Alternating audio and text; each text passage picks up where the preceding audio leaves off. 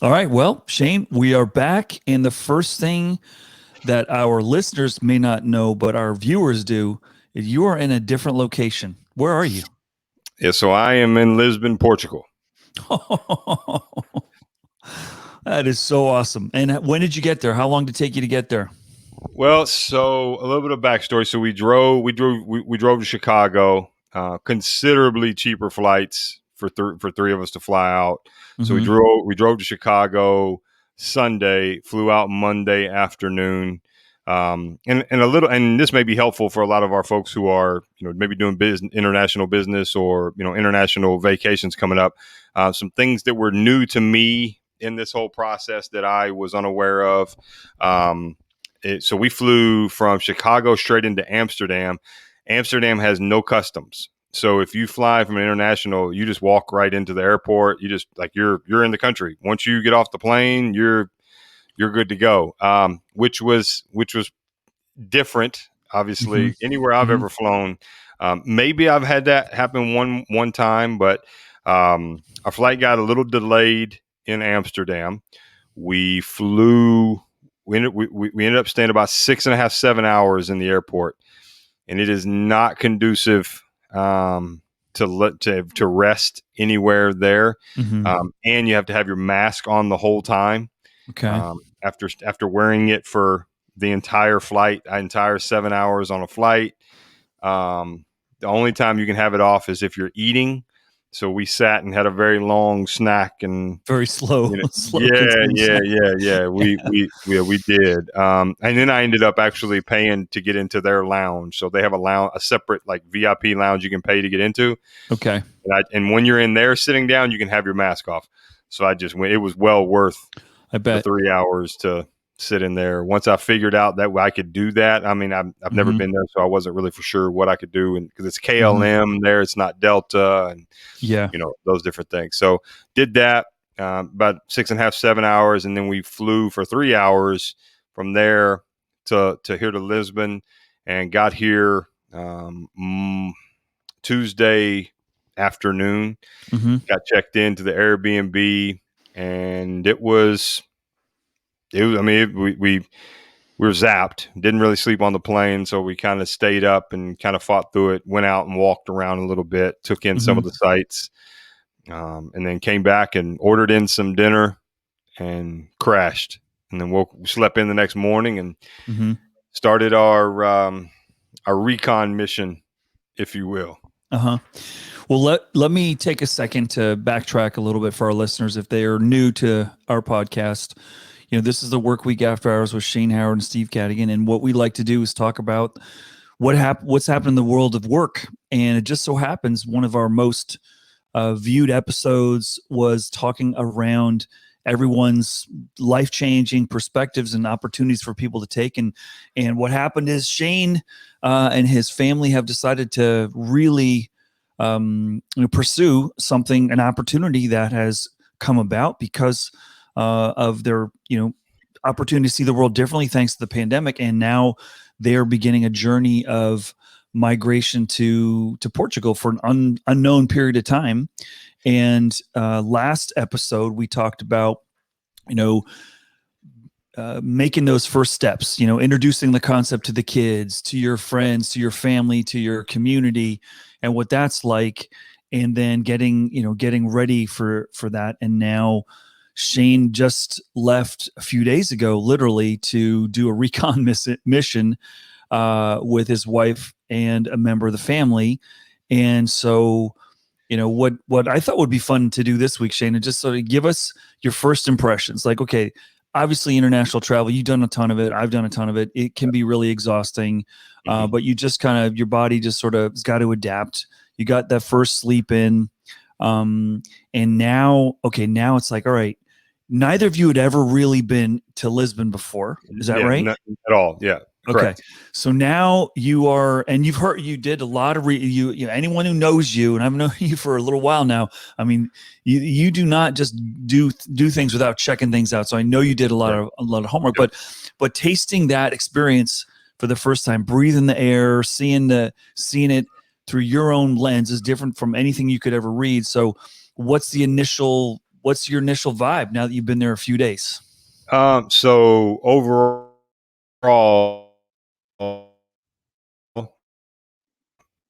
I would say definitely better than in that are, um, the ironic parts to that are we had some different neighborhoods that we thought were going to be what we liked, what we didn't like. So we got an Airbnb actually in one of those neighborhoods, thinking that we would be scouting the area where we're at.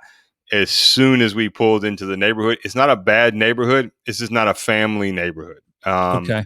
Not a lot of kids rolling around. A lot more nightlife probably than what we want to be around just as a family. And so quickly knew, like, okay, this isn't a neighborhood, so we don't have to scout here, we don't have to walk Hmm. around and check this out. Now, Saldana, which is a neighborhood that we have done a lot of research on, a lot more business folks there, a lot more expats there. Did some research there, got there, immediately felt at home, immediately felt Hmm. comfortable. The neighborhood is probably better than expected. There, we knew some of the familiar landmarks while we were there. That was great. The people have all been amazing. Anytime, and I know a lot of people. There's some interesting stats. Up until maybe 10 years ago, half of the United States didn't even have a passport, and then I think right now half of the people with a passport have never used it. Hmm. So I know a lot of people have a lot of apprehension and fear of going and leaving the United States. And I'm not talking about Canada or the Caribbean or Mexico. I'm talking about leaving the continent and Hmm. going completely, around the world, to where maybe you don't know as much, or it's intimidating, whether it's the food, whether it's the culture, whether it's safety, Yep. whether it's all these different things. And now I have the luxury of being a very big guy. I'm 6'6". I'm not scared of much, right? Hmm. So I'm not uncomfortable in any environment. But my wife obviously doesn't have that luxury. Her aunt who's with us, she doesn't have that luxury. So they haven't felt that way, here either. It's felt very, very safe. I've not had that moment where we're walking down the street and I felt like I had to kind of move them or stand next to them, to where, in that we haven't had that. We haven't had that at all. And so we checked out Saldana. Everything's been great. Everything has been, um, yeah. The first impressions were, I'm tired and this looks nice. So Hmm. hopefully it doesn't just look nice just because I'm glad to be off an airplane and out of an airport. But yeah, today was our second full day here, and Hmm. it's been great. It's been great. Yeah, It's been that's great. awesome to hear, Shane. That's great, and especially finding a neighborhood that you guys feel feels like home. Now, you traveled the world, so the question I'm about to ask you is just sort of convenience. So, one of the things when you go to some countries is their electrical currents are different. The adapters you need to get some of those adapters.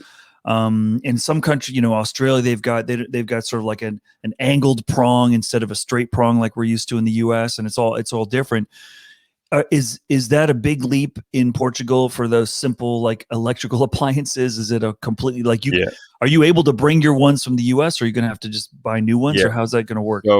So this is why I love my and your relationship, because we did not discuss this at all. But had you have seen me preparing for setting up my computer and my charger and all of this, I literally had to scour the house. This episode wasn't going to happen. So so this adapter right here is what I brought with me, which is historically what works. Uh huh. However, The two where round I am, ones, basically. Those are the the two two round. round ones. Uh huh. So what I had to try and do here at the place we're staying. I don't know if this is traditionally in Portugal everywhere, but their outlets are circular. This is like fitting a square peg into a round hole. It does not work. So I literally have been scouring the house because I've used my laptop enough, but I Right. had 24%. It was fully charged when I got here, so I've just used it when I needed to. Mm-hmm.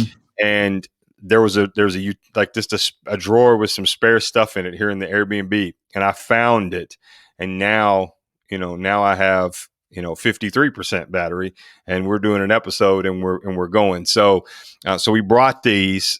This is an F or a C, I believe, is it's a C or an F. There's two different ones that have the poles.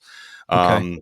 Yeah, you got to bring these. I 100% would recommend the round ones over the square ones. Mm-hmm. Mm-hmm. Um, but Amazon and UPS with the whole pandemic, and I hate to blame the pandemic on everything, but with the whole pandemic and everything, Amazon shipping where we are, even though I'm literally 20 minutes from their hub and the UPS hub, everything was delayed. So everything that was supposed to get to me Saturday before I left, which was the right plugs, all showed up after I was already in Chicago. So, Oh, that's uh, too bad.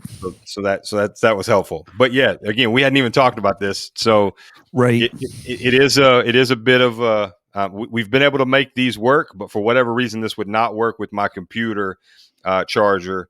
Mm-hmm. When I think because it was too heavy and it was weighing it down a little bit, but Yeah. yeah, there are challenges. There are challenges, but it's a minor inconvenience. Mm-hmm. Really, it's not really a stressful thing at Mm-hmm. all. Mm-hmm. Traveling is, international travel for me. I don't, I'll speak for myself. For me, it's a very freeing thing, and I'm actually very, very comfortable outside of our country, just because of I mean, I've probably spent in the last, we'll call it 10 years, I've probably spent at least 1,000 days, maybe 1,500 days or more out of the country in the last 10 years. And I just I feel comfortable. Mm-hmm. I just feel there are challenges, but it's not really challenges because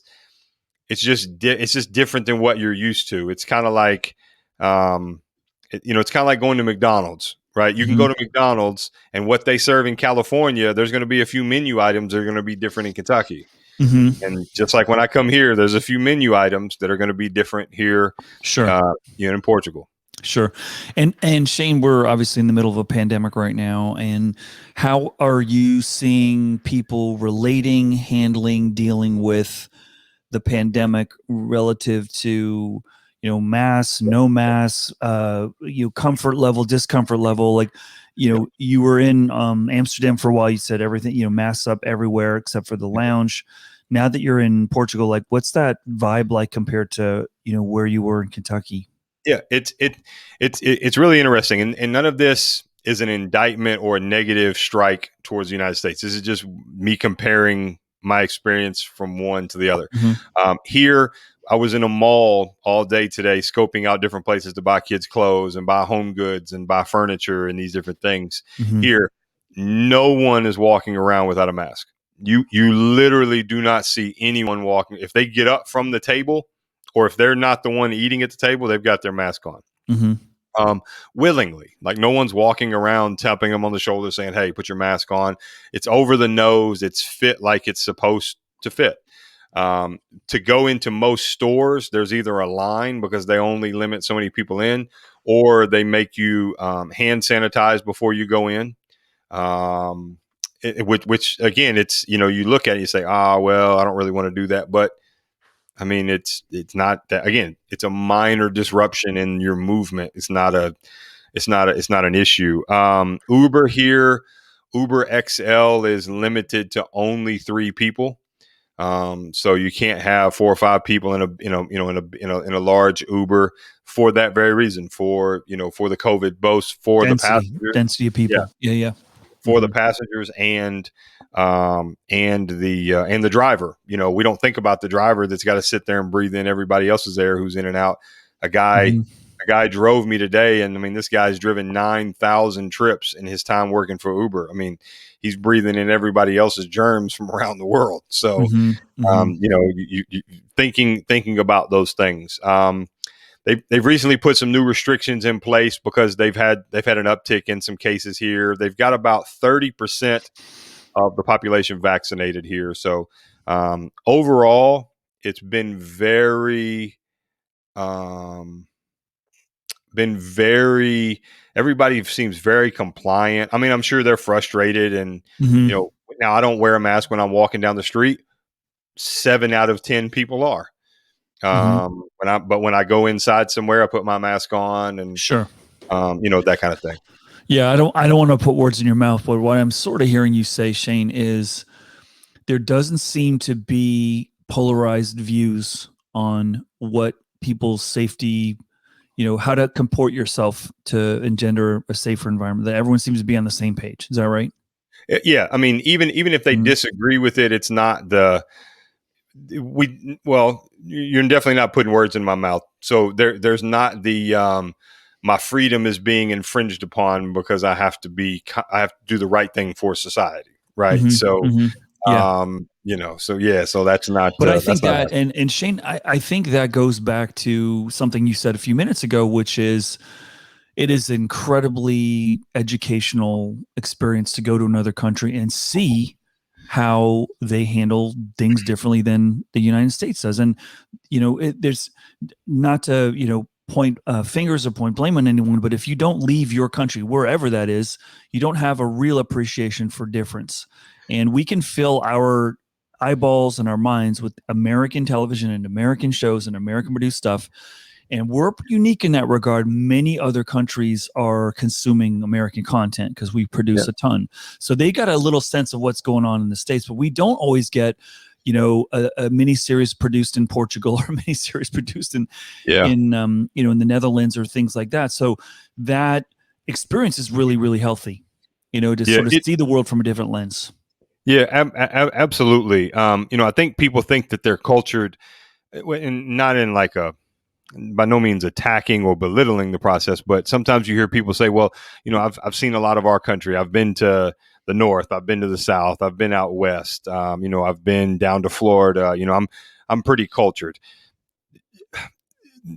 I don't know that, our culture is really a mix of kind of everybody's culture. So, American history only goes back a couple hundred years, right? Mm-hmm. Mm-hmm. What we say our history is, right? Like Native American history Mm-hmm. obviously goes back much further than that. But, America as a country, our history, I was in just the other day, yesterday, we were walking around and we were in there's a big courtyard, and I'm not even going to try to pronounce the name because I'll butcher it and offend somebody. But there's a big courtyard that comes right down to the river, and a lot of people don't know this, but as a capital city, Lisbon is actually older than Rome, so it's the oldest capital city in Europe.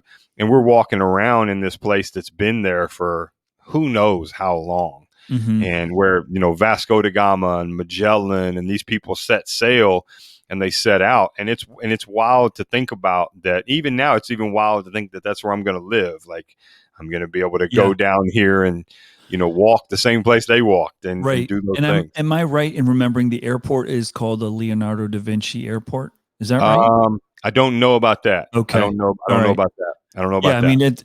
And so let me bring up another experience I've had going to Europe or other countries for that matter, which is sort of embarrassing.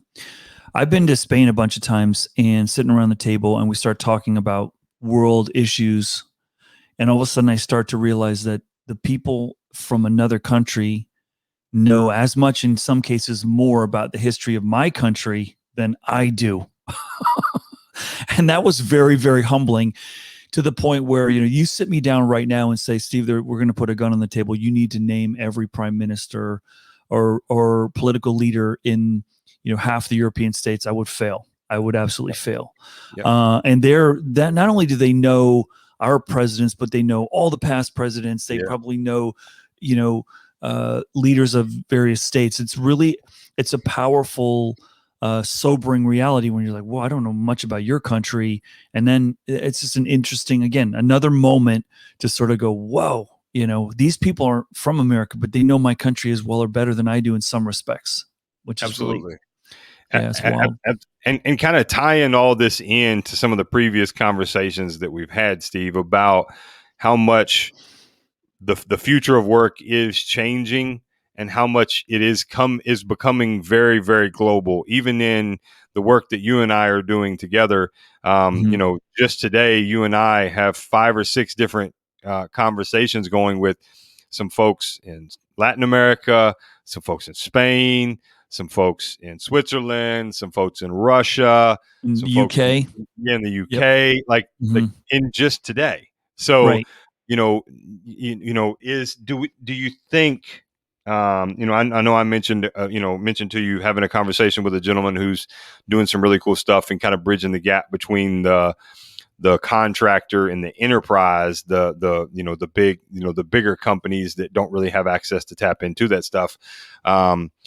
Is there? Do you think more people, because we have to event? I mean, I don't think we ever live in a place where you never see your coworkers or your team face to face, right? I think now Mhm. there's this big push of doing these longer retreats to kind of build team rapport and Mhm. those kind of things. Do you think now we start to see people transiting more who maybe wouldn't have, or because different countries have different culture around travel. Australia, for example, when they go on holiday, they leave the country. They don't go see their own country. They Mhm. get out and about. They go do that. So I'm just curious if you think, are we looking at a more global? Are we looking at more global teams? Do you think? Do you think that's going to play a factor into kind of the future of work? I think, yeah, I do. I do. I don't know that we're going to see that in the short term, but I definitely think we'll see in the long term for two reasons. One, people like you have determined, hey, for what I do and how I do what I do, I can be anywhere, and I have the capacity and the capability and the courage to do that. And secondly, organizations have learned to raise their comfort level where they can hire and employ people and manage people remotely. So those two things, the individuals, know, greater confidence in living somewhere else and having their life needs met, and our organizations similarly feeling like the pool is bigger for opportunity. Now, there's so many ways we can go with this, and what one of the things that I'm excited about in our journey together is I want to know who you're meeting. I want to know, are you running into people who are digital nomads? Are you running into people who are working in like a Canadian insurance company, but they're an actuary and it doesn't really matter where they live? Like I'm so interested when you get your hands in to Yeah. the community. Like, what are you finding? Because you're going to be sort of our scout, if you will, and in a country that is known even in Europe as being tax favorable. Yep. They've set a standard to motivate wealthy business people or successful business people to come there and retire there. And it's going to be interesting to see, for example, one of the backlash things that happened in Spain was Barcelona. The Catalan traditionalists are like, we are so over these tourists, get out. Like, we don't want any part of you. And now the pandemic's taken away tourism. They're like, well, maybe it wasn't so bad having the Yeah. tourism's here. And so I know that when you invite foreigners into your country and they bring their money and they start buying stuff and it raises the prices of your homes and makes it a little more unaffordable for you, how's that going to play out in Yep. Portugal? And are you going to get any sort of local resentment over time? And just going to be interesting to see, because that's all part of the environment where you may want to live. Like, what's the vibe from the local? Like, you don't want to be living in a place where you're not welcome. Yeah. And that's one of those, many things that I can't wait to have it revealed as after you sort of settle in there in the year ahead. Yeah, so a couple things with it. So we actually brought it up today at the restaurant that we ate at, a traditional Portuguese restaurant. Gentleman was from Portugal that waited on us. The cook was from Portugal. It wasn't too busy. We got there right as they opened at 7 p.m. Mm-hmm. So we were able to kind of talk and get to know him a little bit. We told him what we were doing, and he was like, "Oh, thank you so much." He was like, "We need, like, our economy needs, people coming here and living here and spending money and those things. Like, we need that." So he was very, and everybody we've talked to. Second thing is, a lady, and we talk about this whole workquake moving. So the lady who walked us around and gave us a tour of a neighborhood yesterday, She is an architect and her husband an architect. Neither one of them actually practice architecture at all. He is he does computer programming and design. This is wild. He designed a board game that is meant to be played in like tournaments. Well, the pandemic hit when they were supposed to launch, literally the same month. They pivoted and made the board game into a mobile game, now online tournaments, and did some crowdfunding, and it's gone really, really well. And she's now a graphic designer helping out and doing some like it's those different things. So it's happening. And Yeah. then, kind of going back to what I asked you and what you hit on about the teams being more diverse. So I don't want to put who it is, but I know someone close to me who recently left a job where he was sitting in the office every day and took a job working for a company in another country.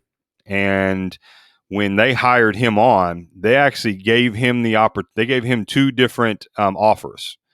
So they gave him one offer to make, we'll call it, these aren't real numbers, but we'll call it $250,000 for this job to be an employee. You'll get benefits.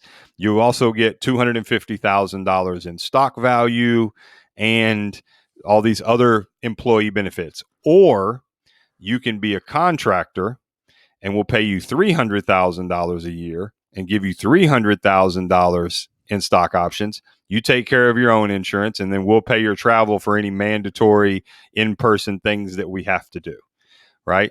And for him, he had never really went through that. And he was like, why does that? I was like, well, you have freedom as a contractor, and they realize that they don't want to lose you by taking that off the table or not having it on the table for so they don't know that you don't know that. Like, they don't know that that's something that you would be into. He said, so I can literally I was like, you can work from anywhere you want to work from. Like that, because you're a contractor. They don't have any tax liability if you live somewhere or any of that. Right. And that's what he ended up doing. He was like, well, I get more money.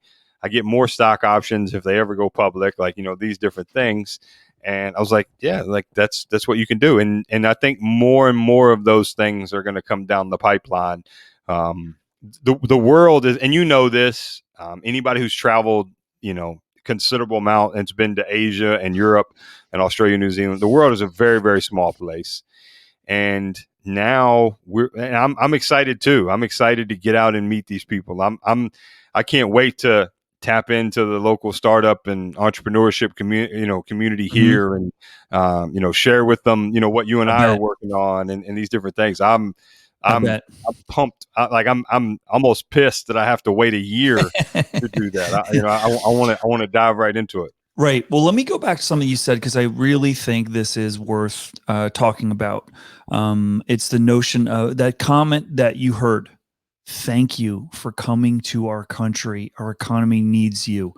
Was that a general comment, or did you interpret that because of the skills, the technical skills that you are bringing? Your wife's an educator. Like, was it targeted on what you're bringing, or is it just, hey, you're an international, we didn't. person?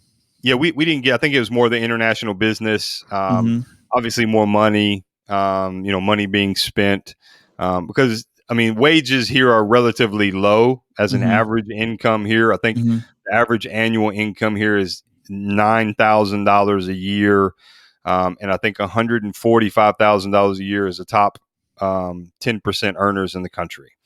Or maybe the top 1% even. Wow. So their tax things they have something called the non-habitual tax resident, and for 10 years you are tax free here.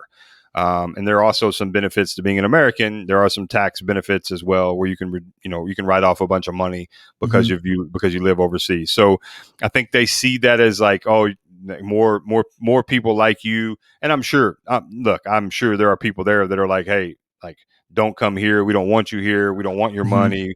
We don't want you coming here and influencing this or influencing that, and those different things. But for the now, maybe they're just being really nice and not saying it to my face.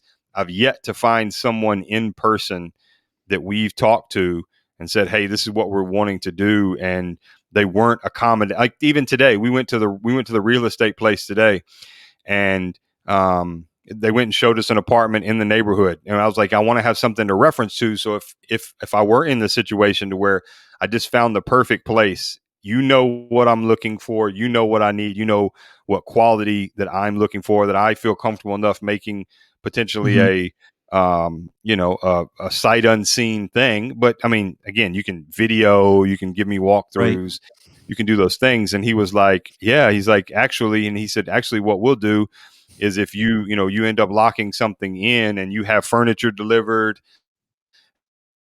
and those things, he's like, just let us know if you have stuff coming, a big order coming in from Amazon or whatever, let us know.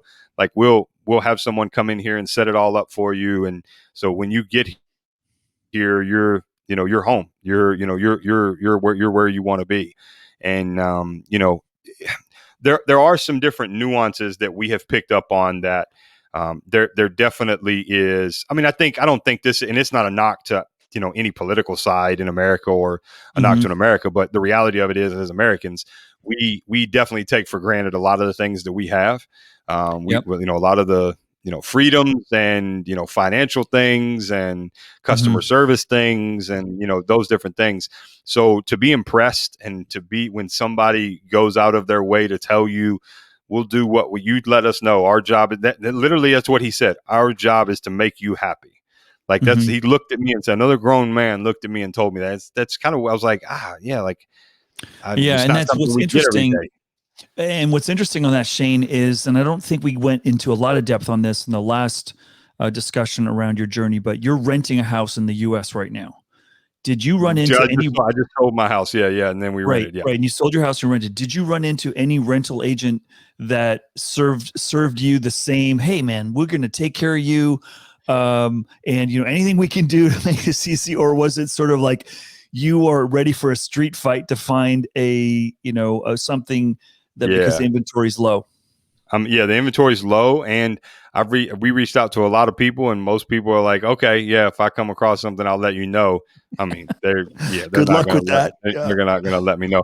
We just happened to stumble upon some property that we knew the owners of with their builders in town, and we knew them, and Mhm. it worked out. Right. But you But had to do the effort. There wasn't a yeah, system, and I don't know to what extent in the community that you're still in the US has a lot of foreign immigrants coming to look to mhm, work, so that maybe yeah, the service experience of an immigrant would be different compared to what you're facing. sure, I have a quick story that I'll share, and then I want to ask you to tell us what's on your checklist for the rest of your visit, yeah, so that yeah, we can check up on it a few weeks out. But yeah, as you know, I lived in Canada for a couple of years. When I arrived, I had a reach out email from the immigration authorities in Canada, in British Columbia, hmm, and they met with me over lunch twice. How's it going? Anything we can do to make how is it getting a social insurance number, basically the Canadian equivalent of a social security card in the US? yep, How has yep, it been to get your health insurance card? Was there a hard time getting a bank account? Is there anything we could do to help facilitate that? Can you give us anything we could do better for people that go through this before? They knew I was an executive, they knew I was with a technology company, and they were like, would you be interested in being on our committee to be an advisor to how we yeah, can make this better for tech executives? I was just blown away. And then, talking to colleagues have come to the US, and it's just basically like, you're not feeling welcome. It's a grind. No one's making your path easier. They're suspicious. I had the complete opposite feeling.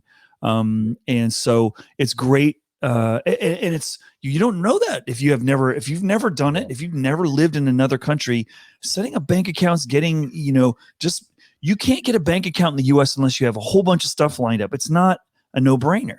yeah, yeah, And when you're new, right? And so yeah. it sounds like, and you haven't started that process yet, but you're going to start. I'm sure that's part of what you need to start checking out. Is like, what do I need to deliver? Do I have to get a local driver's license? Can I use my one from the year? Like all those things that are Yeah. really, really big, right? Yeah, so very very similar to here. So actually, the folks that did the real estate stuff, that's one of the things they mentioned. Hey, if you need help, whether it's setting up a bank account, setting up utilities, Hmm. whatever that stuff is, like, you just let us know. We'll, if you can handle it, then hey, you can handle it, and that's great. If you can't, let us know. We'll be happy to do those things. Like I mean, look, are there people in the United States that go out of their way to help you? Absolutely. We've got great people in the United States. There's great people everywhere, but Right. it's not customary. Where here it's customary. Here it's something that is Hmm. almost expected, I think, um, from the people. And to be honest, it shouldn't be, because we're the ones. You can look at it and say, well, we're the one moving into your country. Figure it out. Like, here. Hmm. But the other side to it is, I think the way they look at it is we're a guest in their home. So we want to make you comfortable. We want you to enjoy it. We want you, if you're happy, then our community's happy, right? Right. So, Right. Wow. um, Love yeah. that. So I think it's, yeah. I mean, next for us is, we'll start the process of getting what's called a NIF. So there's a NIF number. It's not a Social Security number, but kind of is. You've got a bunch of different numbers here for those different things. And we'll have some different episodes where I'll kind of break down the insurance part of it and all of that. We're, Hmm. we're coming back in October to bring the kids.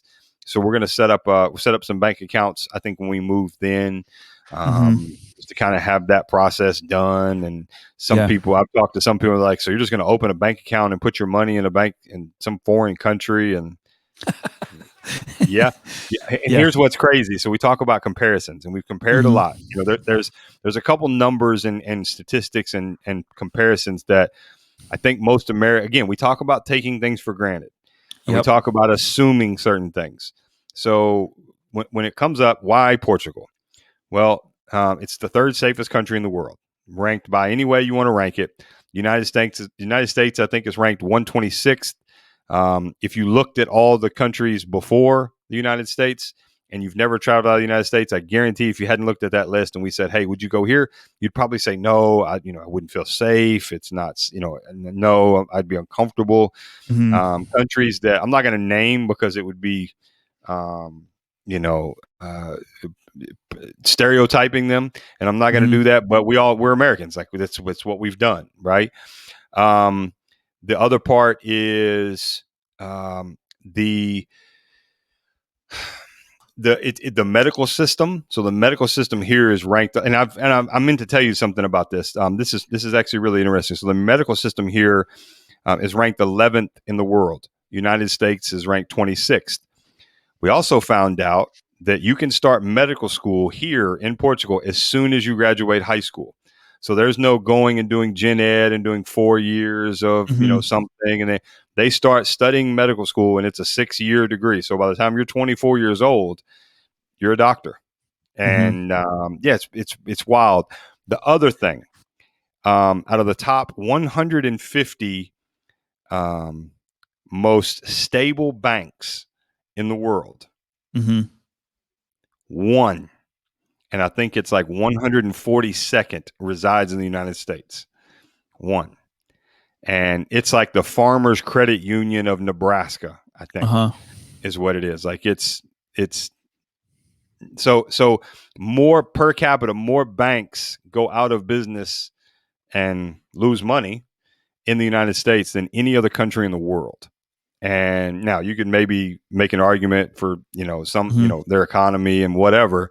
But Hmm. when we're talking about putting our money somewhere safe, putting it safe, you know, America is the perceived thing from Americans of, and I'm That's sure right. other That's people right. think the same thing. I'm sure, Sure. Of their own I'm country. sure the Yep. British think Hmm. their banks are Hmm. safe. Yeah, yeah, Right. I'm sure that's the case. But Right. yeah, it's really wild. It's really wild. So Yeah. that'll be our Yeah. next steps. We're gonna see some more episodes.